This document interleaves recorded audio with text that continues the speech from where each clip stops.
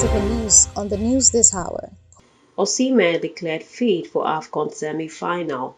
FG convenes emergency meeting over protest on high food prices. CBN orders bank to cease holding foreign exchange.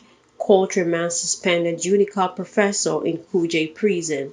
Now the news in detail. Victor Osimhen has been declared fit and available for selection in the semi-final clash against South Africa on Wednesday. He has joined the team in Boaké and has trained with the squad today, a team spokesman told AFP on Tuesday. The Napoli striker's presence had initially appeared to be in doubt after it did not fly to Boaké from Abidjan on Monday with the rest of the squad due to abdominal discomfort. On Wednesday, Victor Osimhen will face South Africa in the semi-finals. He's been cleared to play. He exercised with the squad today after joining the team in Boaké, a team representative told AFP on Tuesday. Moving on, in response to protests by irate youth in Minna, Niger State and Kano over the country's rising cost of living, the federal government called an emergency meeting on Tuesday. Member of the Special Presidential Committee on Emergency Food Intervention attended. The meeting was called in response to the escalating crisis caused by the skyrocketing prices of food items, the resultant hardship on the populace.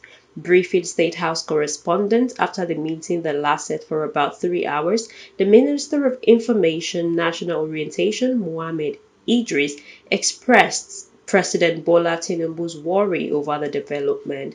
The youth in Kano also protested over the hardship in the country, and the state governor Abba Yusuf assured them that he would take their complaints to the president. In other stories, the Nigerian Bank Director Association says it agreed with the Central Bank of Nigeria order for commercial banks to cease holding foreign exchange. Last week, the CBN voiced concern about banks' growing exposure to foreign exchange risks through net open positions. As a result, it sent out a circular with heading Harmonization of Reporting Requirements on Foreign Currency Exposure of Banks, which instructed lenders to sell any surplus dollar stock to clients. In response to CBN order, the official foreign exchange market (NAFEM) dollar supply increased by 180% to $44 million. The Bank Director Association of Nigeria acknowledges and commends the central bank for its proactive stance in safeguarding the interests of depositors, investors, and the overall economic well-being of Nigeria. Finally, Cyril Ndifon, the suspended dean of the University of Calabar Faculty of Law, has been placed on detention by a federal high court in Abuja, Unicap. Professor Ndifon was placed on leave in August after it was claimed that he had harassed a female university student in a sexual manner. An inquiry panel was established to look into allegations of sexual harassment made against the professor by students at the school after demonstration.